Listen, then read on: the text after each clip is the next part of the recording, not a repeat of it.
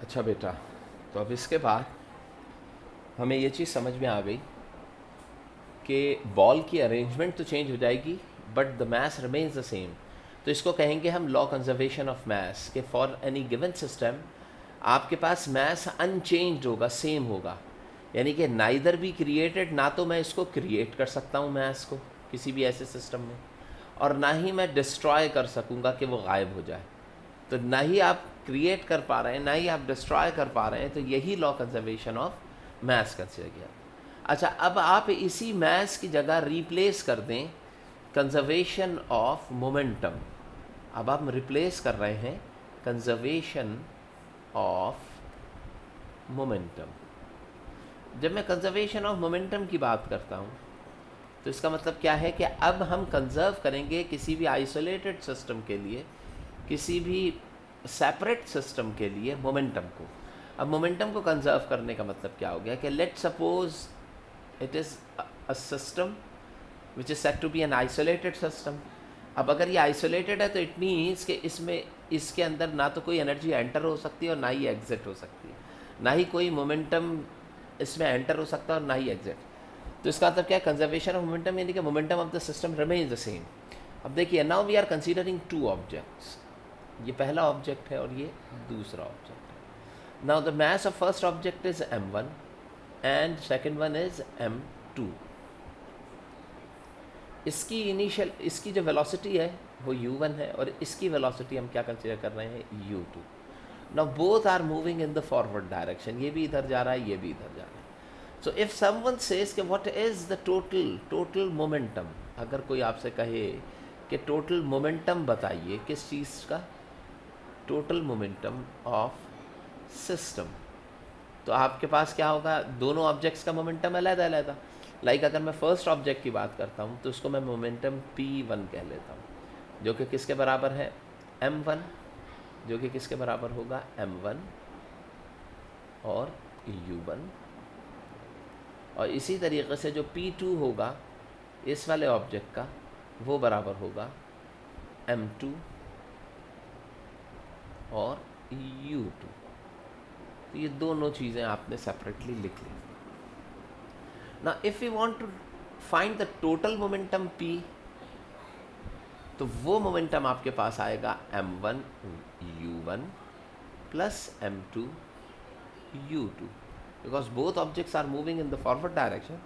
So the total momentum before collision या before any experiment, the total momentum remains the same which is equals to this one. So इसको मैं highlight कर लेता हूँ कि this is the total momentum of the system. अब ये बताइए, अगर मैं कहता हूँ टोटल मोमेंटम इसके बराबर है, तो बिफोर कोलिजन, अब यह हम क्या करते हैं, अब मैं इनको कोलाइड कराऊंगा। कोलिजन कैसे परफॉर्म होगा कि लेट सपोज के the velocity of u1 is greater than velocity of u2, यानी कि फर्स्ट ऑब्जेक्ट की स्पीड जो है वो सेकंड ऑब्जेक्ट की स्पीड से क्या है, ज़्यादा है। जब ये वेलोसिटी ज़्यादा होंगी तो इसका मतलब क्या है, both objects will strike with each other. अब जब दोनों एक दूसरे से टकराएंगे तो देखिए कैसे टकराएंगे। यहाँ पे आपके पास क्या परफॉर्म होगी, स्ट्राइकिंग परफॉर्म होगी। Now this is the first object and it is the second one.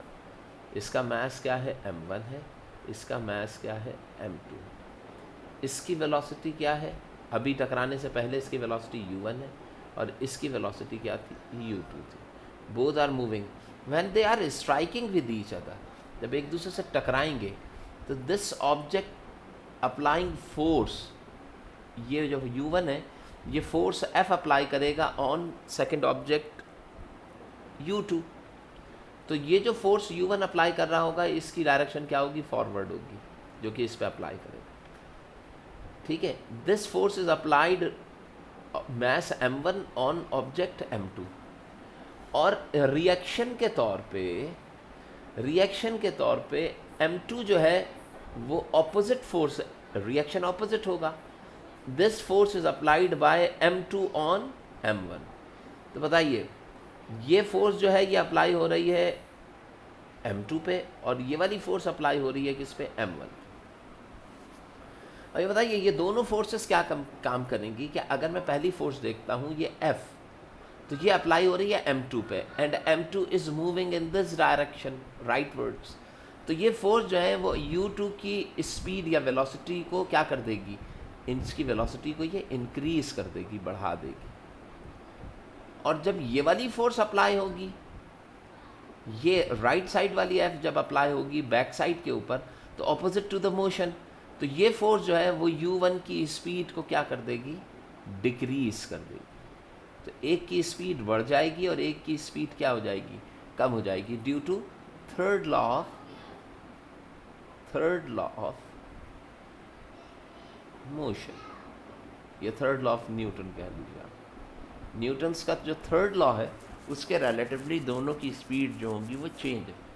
तो बताइए, इफ़ u1 इज़ डिक्रीजिंग, तो जब u1 डिक्रीज होगा तो बताइए थर्ड केस के अंदर अगर आप देखते हैं तो now after striking the mass m1 moves with velocity v1, यानी कि पहले इसकी वेलोसिटी क्या थी आपके पास, u1 थी। Now it is changed to v1, जो आपके पास u1 वेलोसिटी थी वो चेंज हो गई v1 में, जबकि मास उतना ही रहा जो था आपके पास। जबकि सेकंड ऑब्जेक्ट के लिए इसकी वेलोसिटी क्या हो गई, इसकी वेलोसिटी v2 हो गई, जबकि मास m2 रहा। v2 कहाँ से कहाँ हुई, फ्रॉम u2 टू v2, यानी कि वो ऑब्जेक्ट जो कि u2 की वेलोसिटी से मूव कर रहा था अब वो मूव करेगा with velocity of v2। But अब देखिए, here both the velocities are going to be changed. Now if you are finding the final momentum, अब यहाँ पे देखिए अगर मैं टोटल मोमेंटम फाइंड आउट करूँ, total momentum after collision, after collision, टकराने के बाद मोमेंटम अगर मैं मालूम करने के लिए जाऊंगा तो बताइए, टकराने से पहले का मोमेंटम ये था, टकराने के बाद का अगर मैं मोमेंटम, तो इसका मोमेंटम प्लस इसका दोनों को ऐड अप कर दूंगा, यानी कि आफ्टर जो मोमेंटम आएगा वो क्या आएगा, m1 v1 plus m2 v2। ये जस्ट सिंबल्स हैं जिसको हमने यहाँ पे यूज़ किया। So this is the momentum after collision and this is the momentum before collision. So according to the law conservation of momentum, अगर मैं law conservation of momentum निकालता हूँ तो it shows कि before and after striking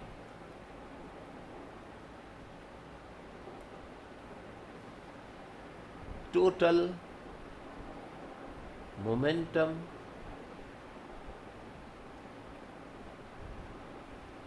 remains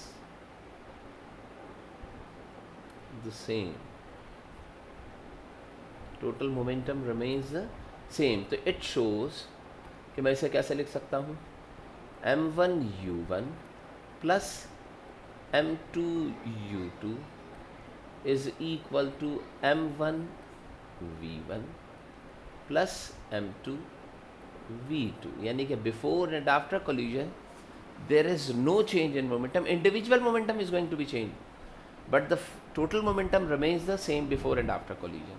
अब हम एक छोटी सी एग्जांपल भी इसको करके देखेंगे तो वो आपको ज़्यादा बेहतर तरीक़े से क्लियर हो सकेगी। देखिए भाई, मैं आपको इसकी ये this is the mathematical equation of law conservation of momentum. आप इसकी एक एग्जांपल देख लें। ऊपर ही वाले केस के अंदर अगर आप देखें तो suppose the first object, the mass of the object suppose is 2 kilogram, ये भी 2 kg का है और ये भी कितना है, 2 kg का है, ठीक है। इनिशियल वेलोसिटी जो फर्स्ट ऑब्जेक्ट है वो मूव कर रहा है 5 मीटर पर सेकेंड और सेकेंड ऑब्जेक्ट मूव कर रहा है 2 मीटर पर सेकेंड से। तो according to the law initial momentum 2/5 तक यहाँ पे क्या आ जाएगा, पहले वाले का आएगा 10 न्यूटन सेकंड लिख लें इसकी यूनिट, और दूसरे वाले का जो आएगा वो कितना आएगा, 2 to the 4 न्यूटन सेकंड। तो जो टोटल मोमेंटम आएगा वो 10 + 4 आएगा, जिसका आंसर होगा कितना, 14 न्यूटन सेकंड्स। तो ये जो 14 न्यूटन सेकेंड आ रहा है, this is the total, it is the total momentum of the system before collision.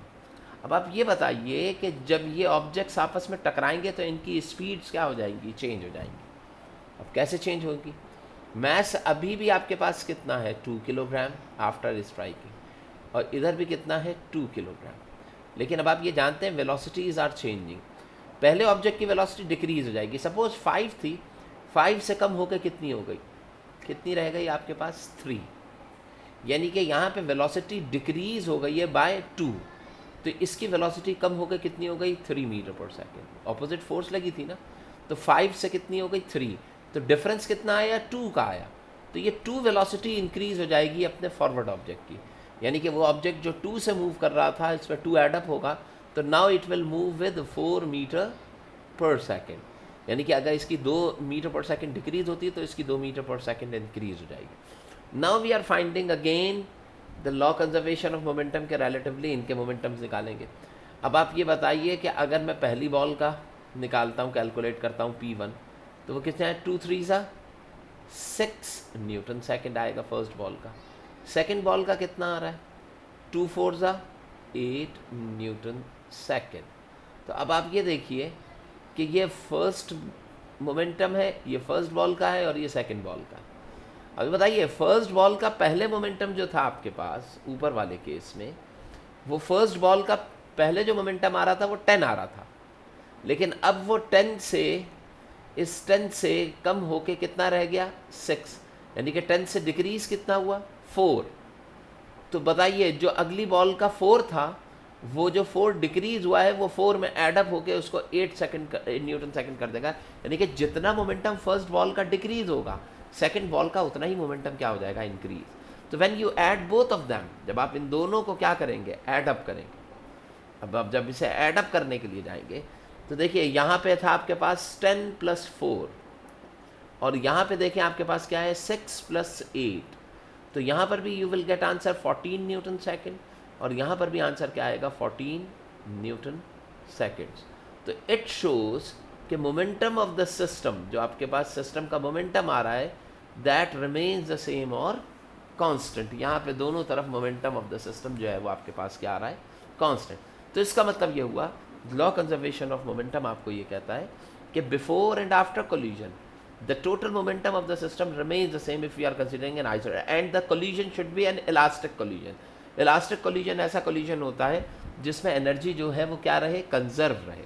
ये क्या है, elastic collision परफॉर्म हो रहा है यहाँ पे। elastic collision का मतलब ये होता है कि when two objects are striking, तो there is no loss of energy, इनके दरमियान एनर्जी का कोई लॉस ना हो।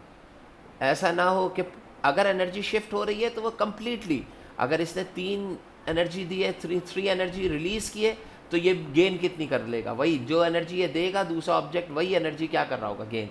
ऐसा नहीं होगा, यानी कि हीट और लाइट की फॉर्म में एनर्जी जो है वो इवॉल्व नहीं होगी, वेस्टेज नहीं होगी। तो ऐसे कोलिजन को हम इलास्टिक कहते हैं। और ये पूरा फिनोमेना जो है वो किसके लिए परफॉर्म किया जाता है कि when objects are striking with no loss of energy और the collision is said to be an elastic collision.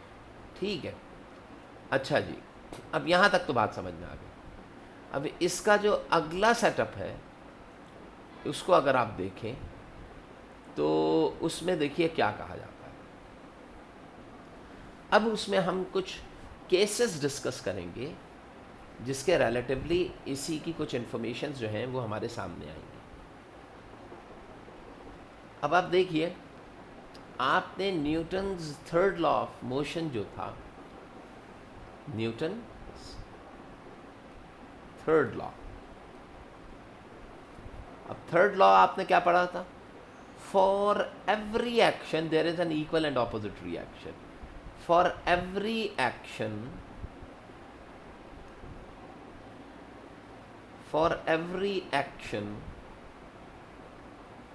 Equal and opposite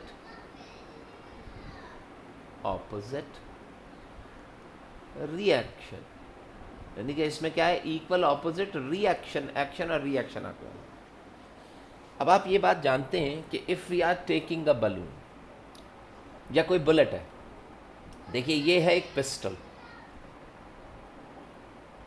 इस पिस्टल से आप क्या कर रहे हैं, एक छोटी सी बुलेट है इसके अंदर, इस बुलेट को आप क्या कर रहे हैं, इस पिस्टल से फायर कर रहे हैं, ठीक है। ये आपके पास पिस्टल है and you are firing a bullet from pistol, ये आपके पास बुलेट है। जब आप इसको फायर करेंगे तो बुलेट जो है वो आगे की तरफ चली जाएगी, लेकिन आप जानते हैं कि this is the motion of the bullet, तो ये फॉरवर्ड डायरेक्शन में मोशन है, यानी कि इसको मैं क्या कहूँगा, if bullet is moving in forward direction तो दैट इज़ कॉल्ड एक्शन।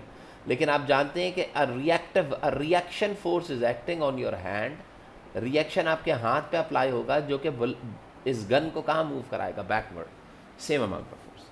अब ज़रा आप देखिए, ये तो action and reaction according to third law of Newton आपको समझ में आ गया, ठीक है। Same amount of force opposite in direction, तो आपको इसी वजह से रिकॉइल जर्क लगता है या झटका पड़ता है। अब आप देखिए कि if we are describing this one with the help of conservation of momentum, conservation of momentum के थ्रू अगर मैं इसे एक्सप्लेन करूं तो देखिए कैसे एक्सप्लेन, देखें now if we are considering before firing the bullet, this is the total system. Two objects are there. First object is the bullet having mass m1, second object is basically the pistol having mass m2. अब ये बताइए, initially bullet जो है वो state of rest में, तो इसकी initial velocity u1 जो होगी वो क्या होगी, 0, और इसकी भी इनिशियल वेलोसिटी u2 भी क्या होगी, 0 होगी। तो दोनों की इनिशियल वेलोसिटीज़ क्या होंगी, 0 होंगी। अब बताइए, जब दोनों इनिशियल वेलोसिटी 0 हुई तो दोनों के मैसेस कुछ भी हो, पिस्टल का मोमेंटम भी क्या होगा, 0, और बुलेट का मोमेंटम भी क्या होगा, 0। तो बिफोर फायरिंग, फायर करने से पहले आपके पास मोमेंटम जो आ रहा है सिस्टम का वो 0 न्यूटन सेकेंड है। कब है ये, जब आपने अभी फायर नहीं किया, ठीक है, यानी कि फायर करने से पहले वी हैव मोमेंटम 0।